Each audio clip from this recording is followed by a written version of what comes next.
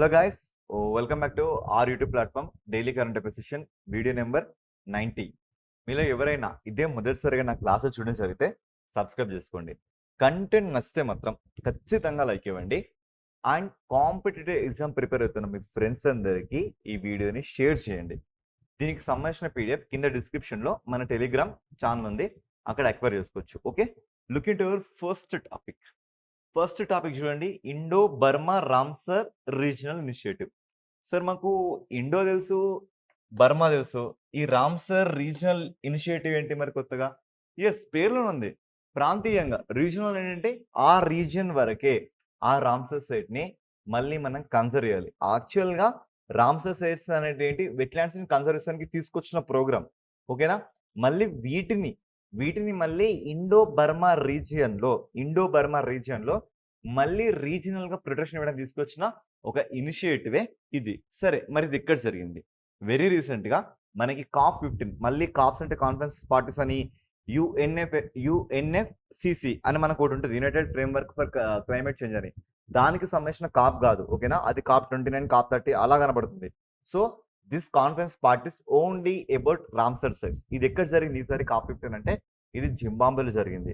ఇక్కడ ప్రపంచ దేశాలలో ఒక ఐదు దేశాలు తీసుకున్న ఇనిషియేటివ్ ఏంటి అంటే this Indo Burma regional Ramsar sites initiative అన్నట్టుగా. ఏం చేస్తారంటే ఇప్పటికే ఉన్న ఈ రామ్సర్ సైట్స్ ని ఇంకా ఎఫెక్టివ్ గా యూజ్ చేస్తూ కాస్ట్ తగ్గించి వీటి కన్జర్వేషన్ ఏరియాని ఇంకా ఎన్హాన్స్ చేస్తూ ప్రపంచ దేశాల సహకారంతో వీటిని మళ్ళీ పునరుద్ధరించాలని తీసుకొచ్చిన ఒక ప్రోగ్రామే ఇది. చూస్తే రామ్సర్ సైట్ COP15 మనకి ఎక్కడ జరిగింది? జింబాబ్వేలో జరిగింది.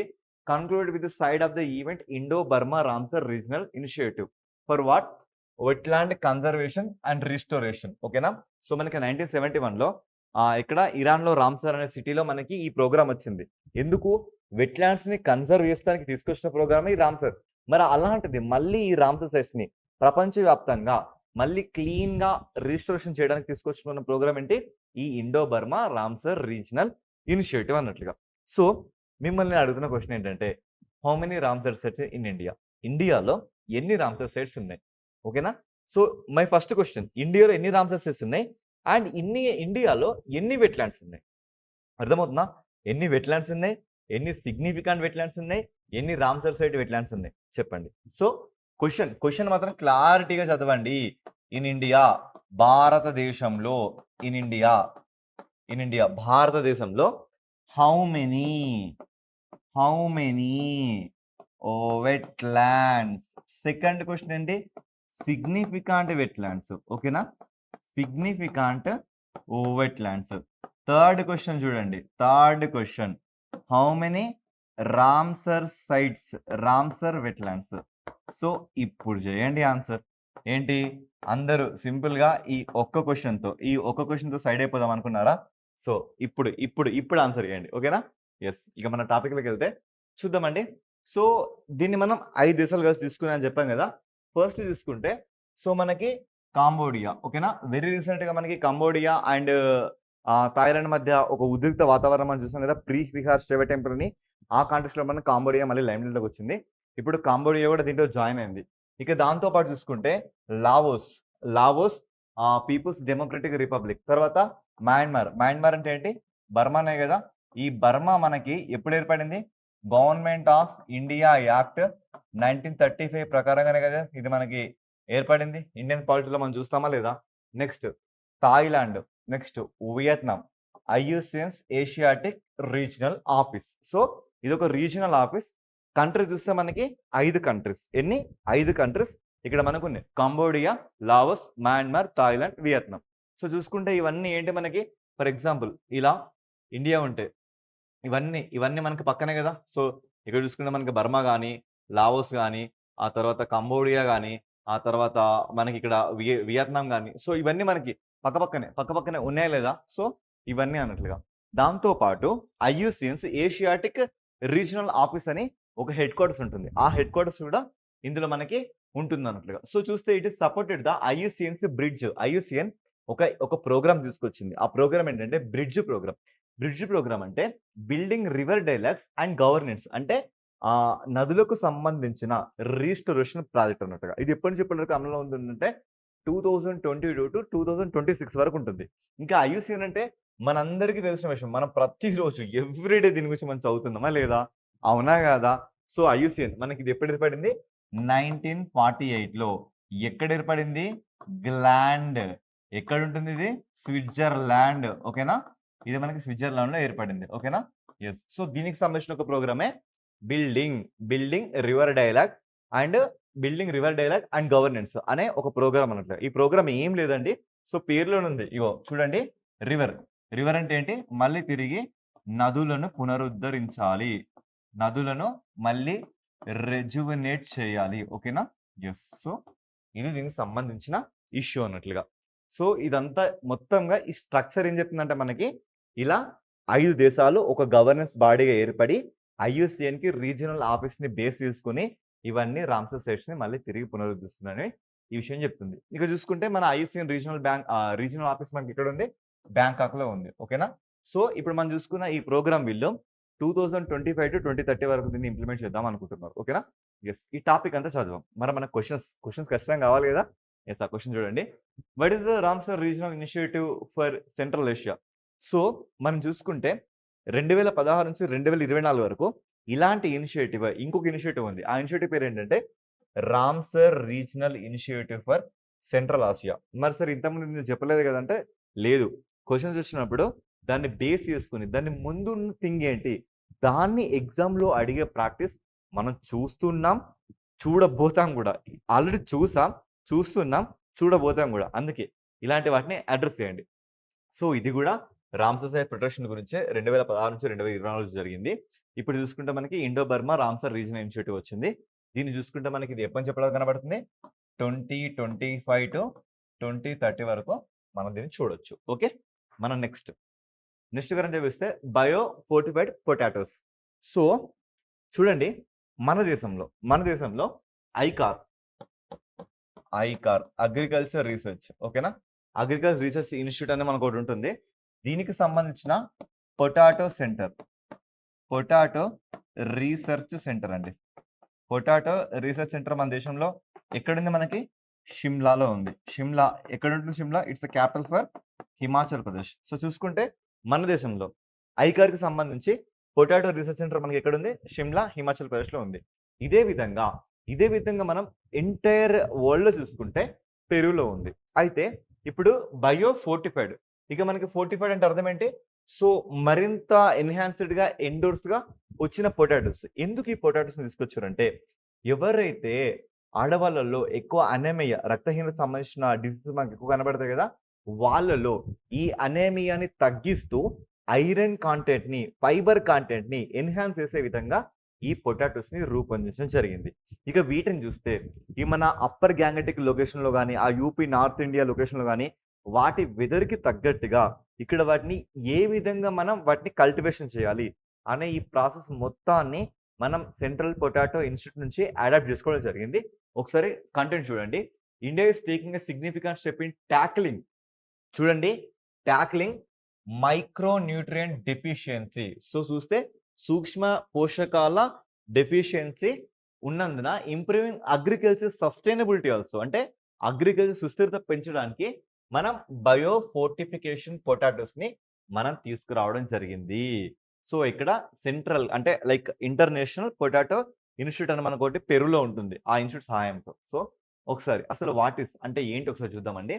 సో, ఇది మనం చూస్తే కన్వెన్షనల్ బ్రీడింగ్ అంటే మన సాంప్రదాయకంగా వస్తున్న అగ్రికల్చర్ సిస్టమ్‌ని వాడుకుంటూ, ఆగ్రో టెక్నిక్స్‌ని వాడుకుంటూ, మోడర్న్ బయోటెక్నాలజీని వాడుకుంటూ మందిని తీసుకురావడం జరుగుతుందని ఇక్కడ చెప్పడం జరిగింది. సో, మరి దీంట్లో మనకి ఏమేమి ఉంటాయి? ఇక దీంట్లో చూసుకుంటే మనకి it is with vitamin A are already available in Karnataka, Assam, West Bengal, Odisha. Already ఇట్లాంటి విటమిన్ ఏ కంటెంట్ ఉన్న పొటాటోస్ మన దేశంలో ఆల్రెడీ ఉన్నాయి. And plans are under way to expand their access to more farmers in India.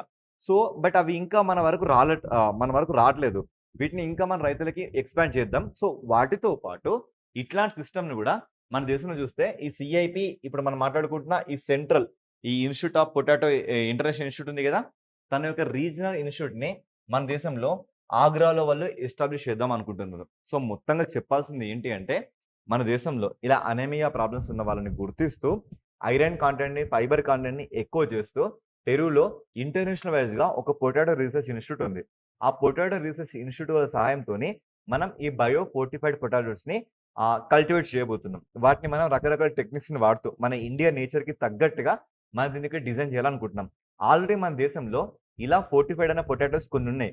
వాటిని చూస్తే మనం ఎక్కడెక్కడ మనం కర్ణాటక గాని, అస్సాం గాని, వెస్ట్ బెంగాల్ గాని, ఒడిషాలో ఆల్రెడీ ఇవి కల్టివేషన్ జరుగుతున్నాయి.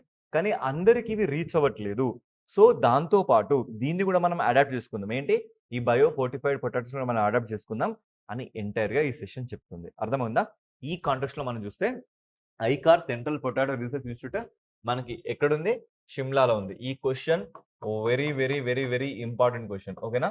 సో, పొటాటో రీసెర్చ్ ఇన్‌స్టిట్యూట్ గాని, టొబాకో రీసెర్చ్ ఇన్‌స్టిట్యూట్‌లు గాని, లేదు అంటే షుగర్ కేన్ రీసెర్చ్ ఇన్‌స్టిట్యూట్ గాని, లెదర్ ఇన్‌స్టిట్యూట్స్ గాని, ఇవన్నీ ఇన్‌స్టిట్యూట్ మనకు జాగ్రఫీలో కనబడతాయి గదా! అక్కడ మీరు వీటిని అడ్రెస్ చేయాలి. ఓకే. యెస్. యెస్. మరి వీటి మీద మనం క్వెషన్స్‌ని ఈ రకంగా చూడొచ్చంటే what are the biofortified? Biofortified ఏంటంటే బయాలజికల్‌గా వాటిని మనం ఎన్హాన్స్ చేస్తాం. వాటిలో ఉన్న మినరల్స్ గాని, విటమిన్స్‌ని గాని వాటి క్వాంటిటీని మనం పెంచి ఈ రకంగా బయో ఫోర్టిఫైడ్ పొటాటోస్‌ని మనం తయారు చేస్తాం. Next who developed the biofortified potatoes variety introduce in India? ఎవరు డెవలప్ చేస్తుర్రు? The international potato centre CIP. ఎక్కడుంది ఇది? పెరూలో. పెరూలో మనకుంది. ఇది వరల్డ్ వైడ్‌గా ఓకేనా? ఇది మనకి వరల్డ్ వైడ్‌గా headquarters in potatoes. So, ఆలుగడ్డలో మనం చూసుకుంటే ఇది వరల్డ్ వైడ్‌గా దీనికున్న ఒక పెద్ద రీసెర్చ్ సెంటర్. ఇదే rice research centre international wise చూసుకుంటే మనకి ఎక్కడ కనబడుతుంది? మనకి ఫిలిప్పీన్స్‌లో మనీలాలో కనబడుతుంది. అదే ఇండియాలో చూసుకుంటే కటక్‌లో కనబడుతుంది. సో, ఇది కూడా ఫేమస్ క్వెషన్ అండి. రైస్ రీసెర్చ్ సెంటర్ ఓకేనా? రైస్ రీసెర్చ్ సెంటర్ మనకి ఇండియాలో చూసుకుంటే ఎక్కడ మనకి కటక్ ఓకేనా? కటక్ ఎక్కడుంది మనకిది? ఒడిషాలో ఉంది. ఓకేనా? ఇదే మనం వరల్డ్ వైడ్‌గా చూసుకుంటే మనకి ఎక్కడ కనబడుతుంది? Manila, Manila. ఇదెక్కడ మనకి? ఫిలిప్పీన్స్‌లో. ఓకేనా? యెస్. ఇది మనకి ఫిలిప్పీన్స్‌లో కనబడుతుంది. సో, ఎక్స్‌ట్రాగా నోట్ చేసుకోండి. ఓకేనా? ఎక్స్‌ట్రాగా నోట్ చేసుకోండి. ఇలాంటి క్వెషన్స్ మాత్రం డెఫినిట్‌గా వదిలిపెట్టొద్దు. Okay. Next. Why is biofortification potatoes important for India? ఎందుకంటే anaemia which affects over 50% of the Indian women and children according to national family health survey 5 ప్రకారం చూసుకుంటే మన దేశంలో ఇంతమంది లోపల ఈ ఐరన్ అనేది చాలా తగ్గి ఉంది. అందువల్ల ఇలాంటి కైండ్ ఆఫ్ ఫుడ్ మన దేశానికి ఇంపార్టెంట్ అని ఇది చెప్పడం జరుగుతుంది. ఇక నెక్స్ట్ చూడండి. ఏంటి? పిలిభిత్. Pilibhit tiger reserve. చూడండి గత కొద్ది రోజులు నేను మీకు చెప్తూనే ఉన్నా. మనకి జాగ్రఫీలో ప్రొటెక్టెడ్ ఏరియాస్ అని ఒక టాపిక్ ఉంటదండి. దాంట్లో నేషనల్ పార్క్స్ అని, టైగర్ రిజర్వ్స్ అని, బయోస్ఫియర్ రిజర్వ్స్ అని, హాట్‌స్పాట్స్ అని, ఎలిఫెంట్ రిజర్వ్స్ అని, క్రొకోడైల్ రిజర్వ్స్ అని ఇలా మనకి చాలా కనబడతాయి. ఒకసారి నేషనల్ పార్క్స్ మనకెన్ని 108, tiger reserves 58, wildlife sanctuaries 570+. ఇవన్నీ ఎట్ ఎ టైమ్ గుర్తుపెట్టుకోవడం ఈజీయేనా? మిమ్మల్ని అడుగుతున్నా ఇవన్నీ ఎట్ ఎ టైమ్ గుర్తుపెట్టుకోవడం ఈజీయేనా? ఎలా గుర్తుపెట్టుకుంటారు? ప్రతిరోజు మీ డైలీ లైఫ్‌లో కొంతసేపైనా, చాలా తక్కువ సేపైనా వాటి గురించి మాట్లాడాలా? మాట్లాడొద్దా? అదేదో మన కరెంట్ అఫైర్‌లో వస్తుంది గదా! ఇక్కడే మనం దాన్ని సెట్ చేసుకుంటే అయిపోతుంది గదా! మళ్ళీ దీనికోసం స్పెషల్‌గా బుక్ పట్టి, స్పెషల్‌గా చదివి ఎందుకు? ఇదంతా మనకెందుకు అవసరం ఇదంతా? సో, ఒక్కసారి ఇప్పుడు చూడండి. ఇప్పుడు మనం చూసుకుంటే మనకి ఇంతకుముందు ఆరల్లం వైల్డ్ లైఫ్ సాంక్చురీ అని, నహర్‌గఢ్ వైల్డ్ లైఫ్ సాంక్చురీ అని, ఇంతకుముందు మనకి బిత్తరకనిక నేషనల్ పార్క్ అని, ఇట్లా చూసుకుంటూ పోతే మనకి ప్రతిరోజు ఏదో ఒకటి తగులుతూనే ఉందా లేదా? సో, అదేదో టెన్షన్ ఇక్కడే పెట్టేసుకొని చాలా నీట్‌గా రియల్ టైమ్‌లో వాటిని చూస్తూ నేర్చుకుంటే ఇంకెంత బావుంటుందండి. అవునా కాదా? నేను చెప్తుంది మీకు అర్థమవుతుంది గదా! సో, ఈ రకంగా నేర్చుకోండి. ఇప్పుడొచ్చిందేంటి పిలిభిత్ టైగర్ రిజర్వ్. ఇది ఎక్కడుందంటే మనకి ఉత్తరప్రదేశ్‌లో లొకేట్ అయింది. ఎందుకు సార్ ఇప్పుడు ఇది వార్తల్లోకి వచ్చిందంటే, ఒకప్పుడు ఇక్కడ జస్ట్ 71 టైగర్సే ఉండేటివట. ఇప్పుడు 8కి పెరిగినాయంట. అర్థమవుతుందా? టైగర్ కౌంట్ పెరిగింది. ఆల్రెడీ మనం నిన్నే మాట్లాడుకున్నాం టైగర్స్ గురించి. అర్థమైందా? టైగర్స్ వాటి సెన్సెస్ ఏంటి? అవి 2022 వరకు మనకిప్పుడు ఏ రేంజ్‌కొచ్చినియి? ఈసారి మనం ఫిఫ్త్ సెన్సస్‌లో ఉన్నామని మాట్లాడుకున్నాం. ఇవన్నీ మనం మాట్లాడుకున్నాం కదా! నిన్నటి కరెంట్ అఫైర్‌లోనే. సో, ఎవరైనా మిస్ అయితే ఆ కరెంట్ అఫైర్స్ వీడియో చూసి మళ్ళీ దీన్ని చూడండి. ఓకేనా? యెస్. సో, ఇప్పుడు మనకి పిలిభిత్ టైగర్ రిజర్వ్‌లో దాదాపుగా 3 ఏండ్లల్ల 71 టైగర్స్ కాస్త ఇప్పుడు 80కి పెరిగినాయి. ఈ కాంటెక్స్ట్‌లో మళ్ళీ ఇది బయటకొచ్చింది. సో, ఇక్కడ రాసిన ఈ డేటా మాత్రం వెరీ ఇంపార్టెంట్. వీటిని నేను రియల్ టైమ్‌లో కూడా చూపిస్తా. ఓకేనా? ఫస్ట్ థింగ్ చూడండి. ఇది మనకి ఏ డిస్ట్రిక్ట్‌లో ఒకటి Pilibhit district, next Lakhimpur Kheri district, third Bahraich district. So ఈ 3 డిస్ట్రిక్ట్‌ల అనుసంధానంతో ఇది మనకి సెటప్ అయి ఉంది. ఇక నెక్స్ట్ చూసుకుంటే ఇదంతా ఇండో నేపాల్ బార్డర్. ఒకసారి నేను మీకు డ్రా చేసి చూపిస్తాను. చూడండి. ఈ రకంగా మన ఇండియా లొకేట్ అవుతుంది కదా! సో ఇలా. ఇదంతా మనకేంటి this is all Nepal border. ఓకేనా? ఈ రేంజ్‌లో ఇక్కడ మీరు చూస్తున్నారు కదా! ఈ రేంజ్‌లో మనకి లొకేట్ అయింది ఏంటి? Pilibhit tiger reserve. ఓకేనా? Yes. Pilibhit tiger reserve. So ఇక్కడ మనకి లొకేట్ అయింది. ఇక చూసుకుంటే ఈ ఏరియా మొత్తం వచ్చేసి ఇది మనకి పిలిభిత్ డిస్ట్రిక్ట్. ఓకేనా? ఈ డిస్ట్రిక్ట్ పేరేంటి మనకి పిలిభిత్ డిస్ట్రిక్ట్. ఈ డిస్ట్రిక్ట్ పేరేంటి లఖింపూరా. ఓకేనా? యెస్. లఖింపూర్ కేరి. ఓకేనా? ఈ డిస్ట్రిక్ట్ పేరేంటి మనకి బహ్రైచ్. ఓకేనా? యెస్. బహ్రైచ్ డిస్ట్రిక్ట్ ఉంది. సో ఇది ఈ రకంగా మనకి ఎక్స్‌పాండ్ అయితదండి. ఓకేనా? ఇప్పుడు మీరే చెప్పండి. మీరే చూస్తున్నారు గదా! India structure. ఓహో! ఇండియా ఇంకా మీకు పర్ఫెక్ట్‌గా గీయాలా? యెస్. ఓకే. ఇప్పుడు సాటిస్ఫైయా? యెస్. ఈ రకంగా మనకి ఇండియా సరే అప్రాక్సిమేట్‌గా ఇలా ఉంటుందనుకోండి. ఎగ్జాక్ట్‌గా ఏం అవసరం లేదు మనకి. యెస్. ఓకే. యాహ్! ఇప్పుడు చూడండి. ఇదే ఉత్తరప్రదేశ్‌లో మనకి ఈ లొకేషన్‌లో ఇది మనకి లొకేట్ అయింది. ఇప్పుడు చూడండి. పిలిభిత్ డిస్ట్రిక్ట్‌ని కవర్ చేసింది. లఖింపూర్ డిస్ట్రిక్ట్‌ని కవర్ చేసింది. బహ్రైచ్ డిస్ట్రిక్ట్‌ని కవర్ చేసింది. అంటే ఆ డిస్ట్రిక్ట్స్ ఏరియా లోపలికి ఇది ఎంటర్ అయింది. ఇక చూస్తే ఈ బార్డర్ ఏంటి? ఇండో నేపాల్ బార్డర్ అనే కదా! Yes. Indo Nepal border. Next. Next చూడండి. So it is at the foothills of the Himalayas is the part of the Terai landscapes. ఇప్పుడు చూడండి. ఇప్పుడు మీరే చెప్పాలి. ఈ రీజియన్స్ అంతా ఏంటండి ఇవన్నీ? ఇవన్నీ మనకేంటి? ఇవన్నీ మనకి హిమాలయన్ రేంజెసే కదా! సో ఇప్పుడు నేను ఈ ఏరియాని ఏమనొచ్చు? It is the foothills. It is foothills of Himalayas అని నేను అనడంలో ఏమైనా తప్పు ఉందా? ఇంకా చెప్పాలంటే ఈ రీజియన్‌ని మనం ఏమంటున్నామంటే టెరాయ్ రీజియన్ అంటాం. సో రీజియన్స్‌ని మనం అబ్జర్వ్ చేస్తే రీజినల్‌గా మనం అబ్జర్వ్ చేస్తే యెస్. దీనికోసం కూడా మీకు ఇంకొక మ్యాప్ వేయాల్సొస్తుంది. దీన్ని మాత్రం చాలా అంటే చాలా జాగ్రత్తగా నోట్ చేసుకోండి. సో ఫస్ట్ మనం స్ట్రక్చరల్‌గా మనం దీన్ని డిఫైన్ చేస్తే ఇదంతా మనకి Tethys or trans or Tibetan Himalayas అని మన జాగ్రఫీలో పిలవడం జరుగుతుంది. ఓకేనా? Yes. Tibetan Himalayas. So next ఇదొచ్చేసి మనకేంటి? ఇదొచ్చేసి మనకి హిమాద్రి రేంజెస్. సో నెక్స్ట్ ఇదొచ్చేసి ఏంటి మనకి? హిమాచల్ రేంజెస్. ఇదొచ్చేసి ఏంటి మనకి? శివాలిక్ రేంజెస్. సో ఇక్కడ వరకు మనకు సెట్ అయిపోయింది. ఇక దీని తర్వాత కూడా మనకి కొన్ని ఏరియాస్ అంతే ఎక్స్‌పాండ్ అవుతూ ఉంటాయి. ఇప్పుడు చూడండి నెక్స్ట్ ఈ ఏరియా పేరేంటంటే బాబర్. సో ఇక్కడ అన్నీ మనకి పోరస్ స్ట్రక్చర్. అంటే ఈ రకంగా మనకి రాళ్ళులా పడుంటాయి. ఎందుకంటే ఈ శివాలిక్ అనేది వెదరింగ్ అంటే శిలాశైథిల్యం చెందుతూ ఇది కిందకి పడుతూ మనకి ఈ రకమైన రాళ్ళని ఇక్కడ మనకి డిపాజిట్ చేస్తుంది. ఈ రాళ్ళు డిపాజిట్ అయినంక మనకి నెక్స్ట్ కనబడే ఏరియా వచ్చేసి ఏంటంటే టెరాయ్ ఏరియా. ఇక టెరాయ్ ఏరియాకి వచ్చినాక ఇది ఎలా ఉంటుందంటే మొత్తంగా మనకి ఫ్లాట్‌గా ఉంటూ ఈ ఈ ఎక్కడైతే ఈ రాళ్ళ స్ట్రక్చర్ ఉందో ఈ రాళ్ళ స్ట్రక్చర్ కంప్లీట్‌గా ఎండ్ అయిపోతుంది. ఎండ్ అయిపోయి ఇక్కడ రివర్స్ అనేటివి ఫ్లో కనబడుతుంది. ఫర్ ఎగ్జాంపుల్ ఇక్కడ నుంచి మనకి లైక్ పెరెనియల్ రివర్స్ అంటే జీవనదులు మనకి ట్రాన్స్‌ఫార్మ్ అవుతూ ఈ రాళ్ళల్లో నుంచి వెళ్తూ మళ్ళీ ఇక్కడ అవి అపియర్ అవుతాయి. సో ఈ రీజియన్ మొత్తం మనకి ఇలా చాలా పొడవైన గడ్డి ఇక్కడ మనకి మొలవడం స్టార్ట్ అవుతుంది. సో ఈ రీజియన్ మొత్తం మనకేంటి విపరీతమైన forest and it is completely with malaria zone అని మనం పిలవడం జరుగుతుంది. సో ఇక్కడ మొత్తం మనకి మలేరియా దోమలు ఎక్కువగా ఉంటాయి. ఎందుకంటే ఫారెస్ట్ మనకి ఎక్కువ ఉంది కదా! నెక్స్ట్ నెక్స్ట్ ఏరియాని చూస్తే మనకి బంగర్ అండ్ కాదర్ అనే ఈ 2 ఏరియాస్ మనకి ఇక్కడ లొకేట్ అవుతాయండి. సో ఏం లేదు. ఈ రివర్ వెళ్తూ old alluvial soil and new alluvial సాయిల్‌ని ఏం చేస్తుంది? డిపాజిట్ చేస్తుంది. ఈ రెండిటి కారణంగా ఈ ఏరియా మొత్తంలో మనకి బాబర్ లొకేషన్ అని, కాదర్ లొకేషన్ అని మనకు కనబడతాయి. ఇలా రివర్ వెళ్తుంటే ఈ రివర్‌కి దగ్గరగా ఉన్న ఈ లొకేషన్ మనం ఏమంటామంటే కాదర్ లొకేషన్ అని. దీనికి దూరంగా ఉన్న లొకేషన్ మనం ఏమంటామంటే బాబర్ లొకేషన్ అని. This is very important in your exams point of view. ఎగ్జామ్‌లో చాలా సార్లు వీటిని స్ట్రెస్ చేసి మరి అడగడం జరిగింది. ఇప్పుడు ఇదంతా సోది మాకెందుకు చెప్పారు సార్ అంటే, అది సోది కాదండి. జాగ్రఫీలో వచ్చిన చాలా ఇంపార్టెంట్ పాయింట్. అది ఏరియా ఎందుకంటే, సో మనం చూస్తున్న ఈ ఏరియా వచ్చేసి మనకి టెరాయ్ ల్యాండ్‌స్కేప్ రీజియనల్‌లో లొకేట్ అయింది. ఇప్పుడు చెప్పండి, సార్ నేను డైరెక్ట్‌గా చదువుకుంటా. నాకు ఏ వీడియో అవసరం లేదు. నేను ఒక్కని ఓన్‌గా చదువుకుంటా. ఏం చదువుతారండి? ఇప్పుడు ఇదంతా స్టోరీ ఒక బిగినర్‌కి అర్థమవుతదా? ఇప్పుడు నేను చెప్పినా సరే కొంతమందికి అర్థం కాకపోవచ్చు. కనీసం ఆ బుక్ చూసి దాని మీద వర్క్ చేసి అప్పుడు ఆహా! ఇది ఈ రీజియనా? ఇది ఇలా ఉంటుందా? అనే థాట్ ఇప్పుడైనా రావచ్చు. సో, ఇంత స్టోరీ వెనకాల ఉంది. ఖచ్చితంగా ఎక్స్‌పర్ట్స్ గైడెన్స్‌లో మాత్రమే ప్రిపేర్ అవ్వండి. ఓకేనా? యెస్. నెక్స్ట్. నెక్స్ట్ చూడండి. సో, అందుకే ఈ డేటా చాలా ఇంపార్టెంట్ చెప్తానికి రీజనే అది. ఇక నెక్స్ట్ చూస్తే ఇదంతా మనకి 730 స్క్వేర్ కిలోమీటర్. ఊహించండి 730 స్క్వేర్ కిలోమీటర్ అంటే అంత ఆషామాషీ ఇష్యూ కాదు. ఒక హైదరాబాద్ మనకి 150 స్క్వేర్ కిలోమీటర్‌లో ఉంది. ఇది మొత్తం చూసుకుంటే మనకి అప్రాక్సిమేట్‌లీ 700+ స్క్వేర్ కిలోమీటర్ రేంజ్‌లో మనకుంది.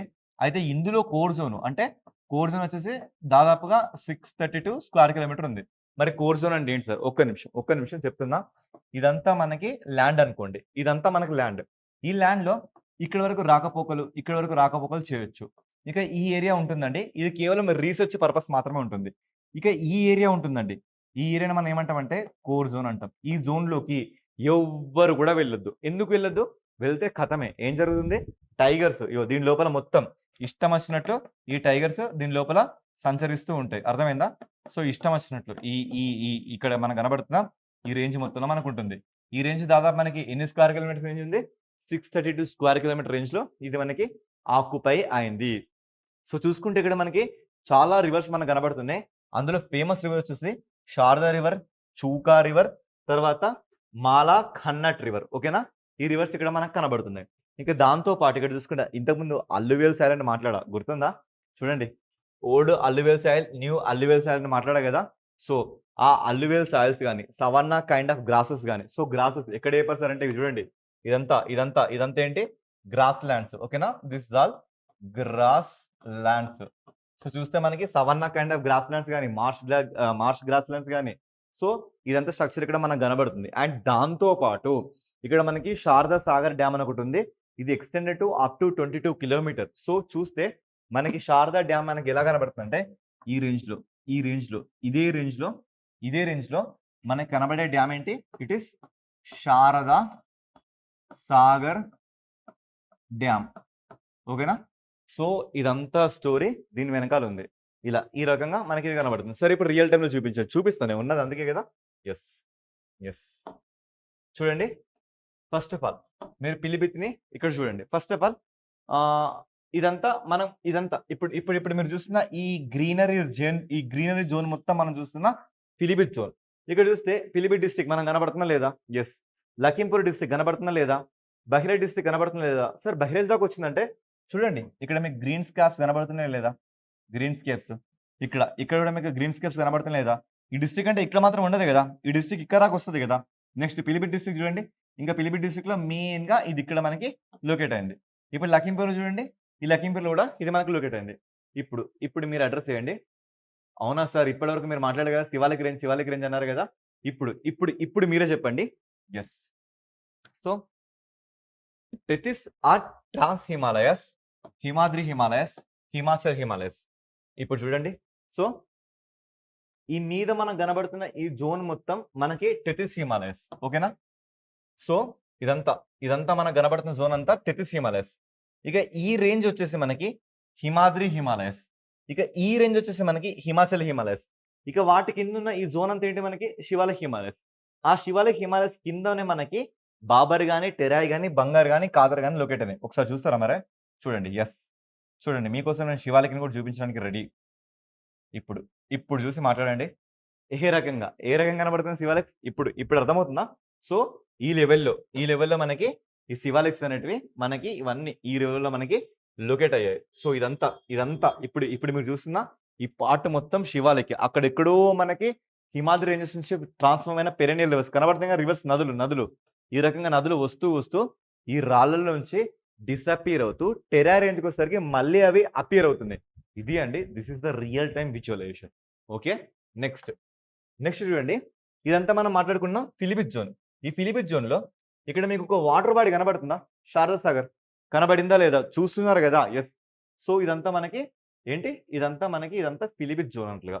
ఈ జోన్ ఈ రకంగా మనకి మ్యాటర్‌లోకొచ్చింది. చాలా ఎక్కువ సేపు అయింది గదా! ఎక్కువ సేపయినా పర్లేదు. ఎందుకంటే ఇలాంటి డీటెయిల్డ్ రివ్యూ చెప్పినప్పుడు ఖచ్చితంగా విని రియల్‌గానే నేర్చుకోండి. ఓకే. యెస్. సో, మరి క్వెషన్స్ చూడండి మనం గ్రాస్ ల్యాండ్స్ అని మాట్లాడుకున్నాం గదా! ఈ రకంగా ఉంటాయి ఆ గ్రాస్ ల్యాండ్స్. ఓకేనా? Yes. This is the grasslands where we can see in Terai zone. Okay. Yes. So next in which district, ఇవన్నీ కొంచెం ప్రాక్టీస్ క్వెషన్స్ అండి. ఇక మీరు చేసుకోవచ్చు. ఓకేనా? No issue. నెక్స్ట్ ఇది యాక్చువల్‌గా మనం జూలై 29 మాట్లాడుకోవాలి. బట్ లేట్ అయింది. మన థింగ్ ఏందంటే ఏ కరెంట్ అఫైర్ మనం వదిలిపెట్టమండి. వన్స్ మీరు మా ఆల్రెడీ మంత్లీ మ్యాగజైన్ రిలీజ్ అయింది. రేపో ఎల్లుండో రిలీజ్ చేస్తాం. ఒక్కసారి మీరు మా మంత్లీ మ్యాగజైన్ రిఫర్ అయ్యారంటే that is the one stop solution. అక్కడితో మీకు కంప్లీట్‌గా ఎండ్ అయిపోతుంది. ఓకేనా? యెస్. సో చూడండి, ఇక దివ్య దేశ్ముఖ్ ఈమె ఏం చేసింది, మనకి వెరీ రీసెంట్‌గా జార్జియాలో ఒక ఏరియా ఉంటుంది. బటుమి. ఈ ఏరియాలో మనకి ఇంటర్నేషనల్ వైడ్‌గా చెస్ కాంపిటీషన్ జరిగినాయి. ఈ చెస్ కాంపిటీషన్‌లో ఈ ఈవిడ ఏం చేసిందంటే షీ ఈస్ ద యంగెస్ట్. ఎంత అంటే 19 ఇయర్స్ ఉంటుంది. మన కోనేరు హంపి ఎంత పెద్ద వెటరన్ ప్లేయరో మనకు తెలిసిన విషయమే. అలాంటి ఆవిడని ఈమె జూలై 28న బటూమిలో జరిగిన ఇంటర్నేషనల్ చెస్ ఈవెంట్స్‌లో తనని ఓడించి గ్రాండ్ మాస్టర్ టైటిల్‌ని పొందడం జరిగింది. సో ఇప్పటి వరకంట ఇలా విమెన్‌లో గ్రాండ్ మాస్టర్స్ నలుగురున్నారు. ఎంటైర్ దేశంలో గ్రాండ్ మాస్టర్స్ 88 మంది ఉన్నారు. మరి గ్రాండ్ మాస్టర్ అంటే ఏంటి అంటే ఏం లేదు. చెస్‌లో ఎవరైతే ఆ డామినెన్స్ లెవెల్‌లో ఆడి గెలుస్తారో ప్రపంచవ్యాప్తంగా వాళ్ళకి మనం ఇచ్చే టైటిల్ ఏంటి? Grand master. సో ఇలా చూసుకుంటే మనకి ఇప్పటివరకు ఎవరెవరు? Koneru Humpy first grandmaster, second or Vaishali, third Harika, Dronavalli, fourth ఇప్పుడు దివ్య దేశ్ముఖ్ ఇందులోకొచ్చింది. దివ్య దేశ్ముఖ్ స్పెషాలిటీ ఏంటంటే youngest grandmaster among them at present. ఇప్పటివరకు చూసుకుంటే ఈవిడ మాత్రమే మనకు కనబడుతుంది. సో టోటల్‌గా మనకి ఎంతమంది? 88 చెస్ గ్రాండ్ మాస్టర్‌లు మనకు కనబడుతున్నారు. ఓకేనా? యెస్. నెక్స్ట్. నెక్స్ట్ ఇక్కడ చూడండి. హిందుస్థాన్ షిప్ యార్డ్ అని ఒకటి మనకి ఒక కంపెనీ, ఒక డిఫెన్స్ పబ్లిక్ సెక్టార్ కంపెనీ ఒకటి మనకుంది. అంటే డిఫెన్స్ రక్షణ రంగంలో గవర్నమెంట్ సంబంధించిన ఒక కంపెనీ ఉంది. సో ఇది మనం చూస్తే అప్రాక్సిమేట్‌లీ 80 సంవత్సరాల నుంచి ఇది మనకి ఇలానే కనబడుతుంది. ఇది ఇప్పుడు ఏం చేస్తుందంటే ఫస్ట్ టైమ్ వైజాగ్‌లో సాటిలైట్ బేస్డ్ ఒక పోర్ట్‌ని కన్స్ట్రక్ట్ చేయబోతుంది. సాటిలైట్ బేస్డ్ అంటే కంప్లీట్‌గా సాటిలైట్‌కి ఆ పోర్ట్‌కి కమ్యూనికేషన్ కనెక్షన్స్ మనకు కనబడతాయి. That's the thing behind it. So చూసుకుంటే Hindustan shipyard limited is set to expand operations by establishing its first satellite shipyard in Andhra Pradesh at Vizag. So ఇది AP regional issue and national issue also.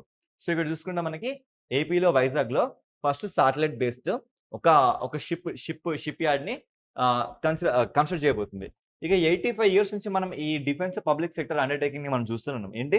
మన Hindustan ship yard.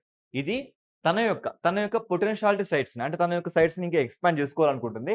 So చూసుకుంటే మనకి మూలాపేట అని ఒక area శ్రీకాకుళంలో ఉంటుంది. తర్వాత కాకినాడ పోర్ట్ ఉంటుంది. ఇక్కడ కూడా తన కొత్త న్యూ బ్రాంచెస్‌ని ఎస్టాబ్లిష్ చేద్దామనే ఉద్దేశంలో హిందుస్థాన్ షిప్ యార్డ్ లిమిటెడ్ ఉంది అంట. ఓకేనా? Yes. So next operation Akal మనం చూసామండి. సింధూర్ చూసినాం. ఆపరేషన్ సింధూర్ చూసినాం. తర్వాత వెరీ రీసెంట్‌గా ఆపరేషన్ మహాదేవ్‌ని చూసాం.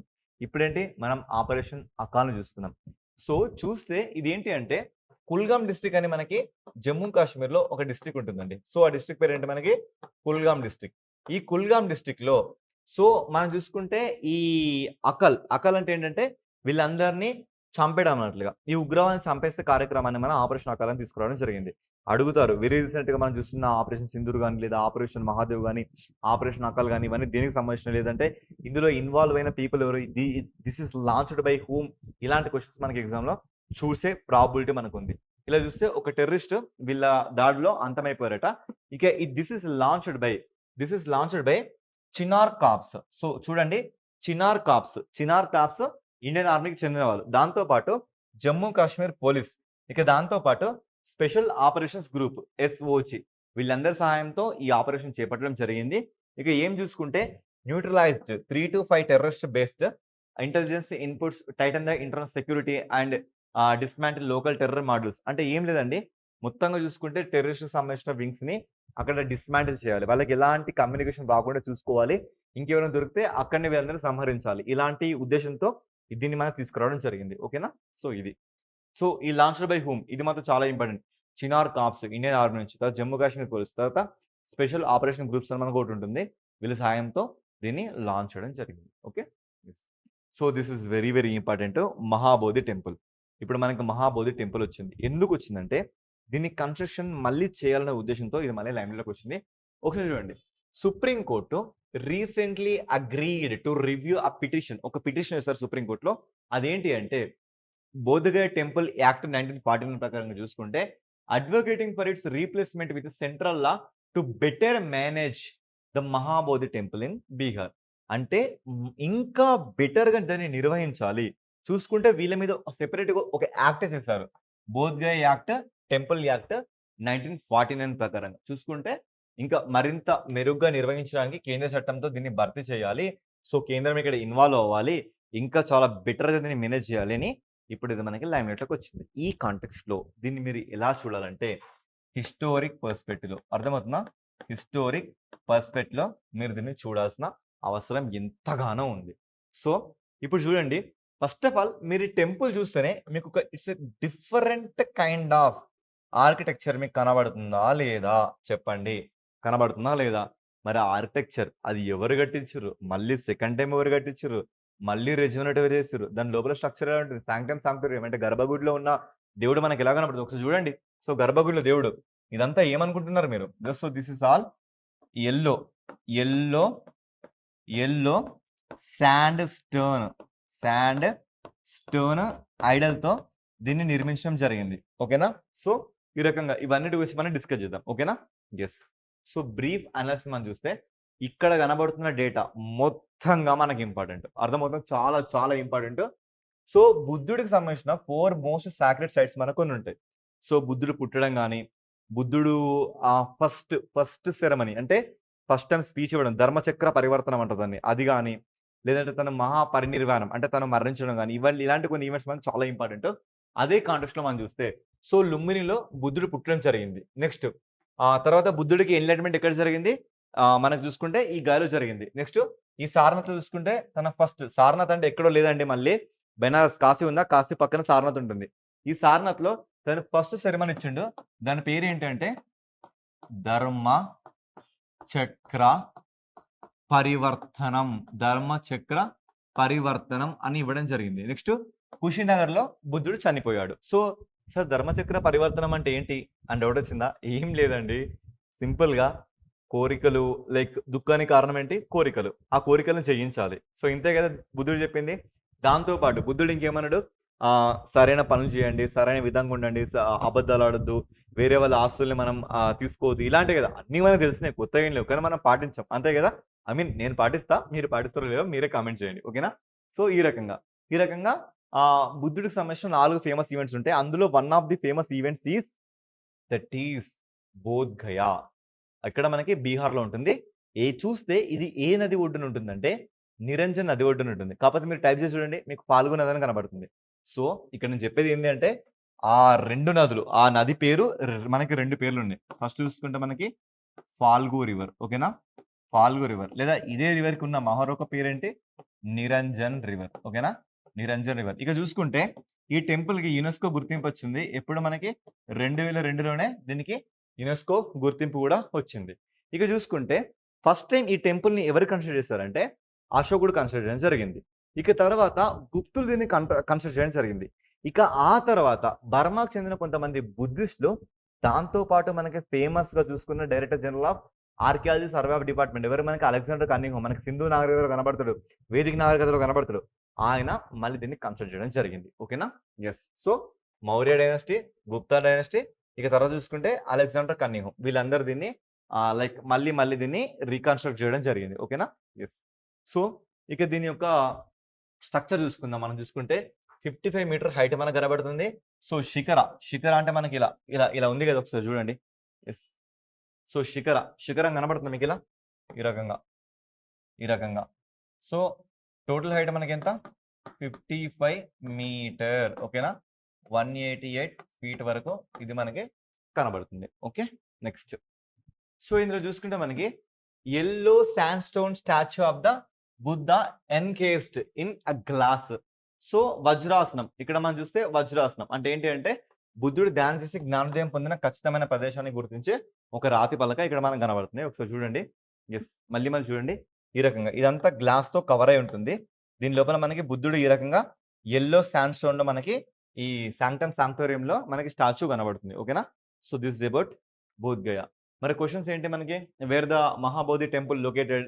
తర్వాత ఫస్ట్ మహాబోధి టెంపుల్ ఎక్కడ? సో, ఈ రకంగా మనకు క్వెషన్స్ కనబడితే సో, మీరు టాపిక్ చదివితే ఈ క్వెషన్స్ ప్రాక్టీస్ చేయకుండా మాత్రం ఎళ్ళకండి. ఈ క్వెషన్స్ మన టెలిగ్రామ్ గ్రూప్‌లో ఉంది. ఖచ్చితంగా దాన్ని తీసుకొని ప్రాక్టీస్ చెయ్యండి. మీకు డాక్యుమెంట్ ఫార్మాట్‌లో ఇస్తున్నాం. డెఫినిట్‌గా దీన్ని మాత్రం మీరు యూజ్ చేసుకోండి. ఒకసారి మనం బోధ్‌గయాని చూద్దామండి. యెస్. సో, సో ఇదేనండి బోధ్‌గయ. కనబడుతుందా బోధ్‌గయ? సో, ఇక్కడ మీకు ఒక రివర్ కనబడుతుందా? So, this is the river. చూడండి. ఫాల్గు రివర్. ఫాల్గు రివర్. ఈ రివర్‌కి ఉన్న ఇంకో పేరేంటి? మనం చూస్తే నిరంజన్ రివర్. సో, చూడండి ఈ ఫాల్గు రివర్ మధ్య ఒక ఐలాండ్ స్ట్రక్చర్ ఫార్మ్ అయిందా? లేదా మనం అంతకుముందు దోబ్ అని కూడా మనం దోబ్ అని కూడా పిలుస్తాం. సో, ఈ రకంగా. ఈ రకంగా. ఇప్పుడు చూడండి. This is all located in Bihar state. ఇప్పుడు ఈ టెంపుల్ యొక్క ఆర్కిటెక్చర్‌ని మీరు గమనించండి. So, this is all the architecture of temple. ఈ రకంగా. ఈ రకంగా. చూడండి ఇక్కడ లోటస్. Lotus for what? బుద్ధుడి యొక్క జననం ఎక్కడ మనకి లుంబిని పార్క్‌లో జరిగింది. ఓకేనా? యెస్. లుంబిని అంటే మళ్ళీ హైదరాబాద్‌లో లుంబిని పార్క్ అనుకోకండి. ఇగో ఈ రకంగా. ఈ రకంగా వాళ్ళకి సంబంధించిన శాసనాలు కూడా ఇక్కడ రాయడం జరిగింది. యెస్. సో, ఇలా. నెక్స్ట్. నెక్స్ట్ చూద్దాం. ఇక తెలంగాణ రీజనల్ ఇష్యూస్ కొన్ని పేపర్ కట్స్ అండి. డెఫినిట్‌గా ఈ పేపర్ కట్స్‌ని మనం అబ్జర్వ్ చేద్దాం. ఇక్కడ చూస్తే ప్రపంచ స్థాయిలో university doctor Manmohan Singh earth sciences ఒక యూనివర్సిటీని తీసుకొస్తారట. ఎక్కడ? ఎట్ పాల్వంచ. ఎట్ పాల్వంచ.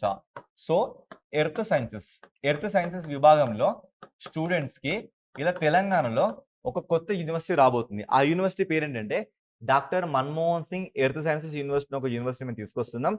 దీనికి ప్రపంచ స్థాయిలో గుర్తింపు తీసుకొస్తున్నామని ఇక్కడ ఎవరు అగ్రికల్చర్ మినిస్టర్ తుమ్మల నాగేశ్వర రెడ్డి గారు ఇక్కడ మాట్లాడడం జరిగింది. Within the span of 3 years మేము అన్ని థింగ్స్‌ని ఈ యూనివర్సిటీలో క్రియేట్ చేస్తామని ఇక్కడ చెప్పడం జరిగింది. ఇంకా దీనికి డీటెయిల్ రాలేదు. వచ్చాక మనం డీటెయిల్‌గా మాట్లాడుకుందాం. ఓకేనా? యెస్. నెక్స్ట్. సో, నెక్స్ట్ చూసుకుంటే మనకి లైక్ ఏంటి ఇంటర్నేషనల్ ఫుట్‌బాల్ కాంపిటీషన్స్ ఉంటాయి కదా! వాటికి సంబంధించి ఎస్పెషల్‌గా FIFA talent academy for girls కోసం మాత్రమే ఎక్కడ దీన్ని కన్సిడర్ చేస్తున్నారట? గచ్చిబౌలి ఏరియాలో దీన్ని కన్సిడర్ చేయడం జరుగుతుందట. సో, రేవంత్ రెడ్డి గారు చెప్తుర్రు. ఇది మన తెలంగాణ యూత్‌కి స్పోర్ట్స్‌కి చాలా బాగా ఊతమిస్తుంది. దీని ప్రకారం ఇంకా చాలా బాగా జరుగుతుందనుకుంటా. ఈయన కాన్క్లేవ్‌లో చెప్పడం జరిగింది. ఎగ్జాక్ట్ లొకేషన్ ఎక్కడ? గచ్చిబౌలి స్టేడియమ్స్. ఓకేనా? యెస్. నెక్స్ట్. నెక్స్ట్ చూస్తే మనకి ఈవీ పరిశోధనలో అగ్రగామి రాష్ట్రంలో తెలంగాణ ఒకటి ఉంది. EV electrical vehicles. ఇప్పుడు చూస్తున్నాం కదా! మీరు ఏ బస్ స్టాండ్‌కైనా ఎళ్ళండి. మీకు ఒకప్పుడు కనబడ్డ నార్మల్ డీజిల్ బస్సులు కనబడుతున్నాయా? మొత్తం ఈవీ గదా! సో, టికెట్ రేట్లు కూడా ఆల్‌మోస్ట్ హైక్ అయినట్లే గదా! సో, ఈ స్ట్రక్చర్ మనం చూస్తున్నాం. ఇదే స్ట్రక్చర్‌లో ఎక్కువగా ఈవీలని వాడుతున్న దాంట్లో చూసుకుంటే చూడండి. ఈ వినియోగం, ఛార్జింగ్ ఇన్‌ఫ్రాస్ట్రక్చర్‌లో చూసుకుంటే ఈవీ సాంకేతికత, ఈ ఇన్నోవేషన్ పనితీరును మనం నీతి ఆయోగ్ ఒక రిపోర్ట్ రిలీజ్ చేసింది. ఈ రిపోర్ట్‌లో ఇండియా ఫస్ట్ మొబిలిటీ అనే రిపోర్ట్‌లో చూసుకుంటే ఈ సూచీలో ఢిల్లీ, మహారాష్ట్ర, చండీగఢ్ ముందు వరుసలో వచ్చినాయి. తర్వాత ఈవీల వినియోగంలో అంటే ఈ ఎలక్ట్రికల్ వెహికల్స్ వినియోగంలో చూసుకుంటే ఫస్ట్ ప్లేస్‌లో మనకి ఢిల్లీ ఉంది. మహారాష్ట్రలో అగ్రస్థానంలో ఉన్నాయి. తర్వాత వీటికి ఛార్జింగ్ ఇన్‌ఫ్రాస్ట్రక్చర్ మనం చూసుకుంటే ఇందులో ఫస్ట్ ప్లేస్‌లో మనకి హర్యానా, సెకండ్ ప్లేస్‌లో మనకి కర్ణాటక ఉంది. ఇక ఇవన్నీ కాకుండా ఈ electrical vehicle research and innovation చూసుకుంటే ఫస్ట్ ప్లేస్‌లో తెలంగాణ, తర్వాత మనకి తమిళనాడు ఇలా కనబడుతుంది. సో, ఇలా వచ్చింది. మనకి ఎందులో వచ్చింది? మనం we are in research. Research. Research comma innovation. Innovation ఫీల్డ్‌లో మనకి తెలంగాణ అగ్రస్థానంలో ఉంది. మన తెలంగాణ, తమిళనాడులో వీళ్ళిద్దరూ అగ్రస్థానంలో మనకి కనబడుతున్నారు. ఓకేనా? So, these are our today's current affairs. Video length ఎక్కువైందని ఏమనుకోకండి. ఐ థింక్ ఇంత బాగా ఇన్ఫర్మేషన్ ఇస్తేనే బాగుంటది అనే ఉద్దేశంతో అదంతా నేను రియల్ టైమ్‌లో చూపెట్టడం జరిగింది. ఇంతకంటే మోర్ క్వాలిటీతో మనం నెక్స్ట్ సెషన్‌లో మళ్ళీ కలుసుకుందాం. Thank you. This is your Shravan sir signing off.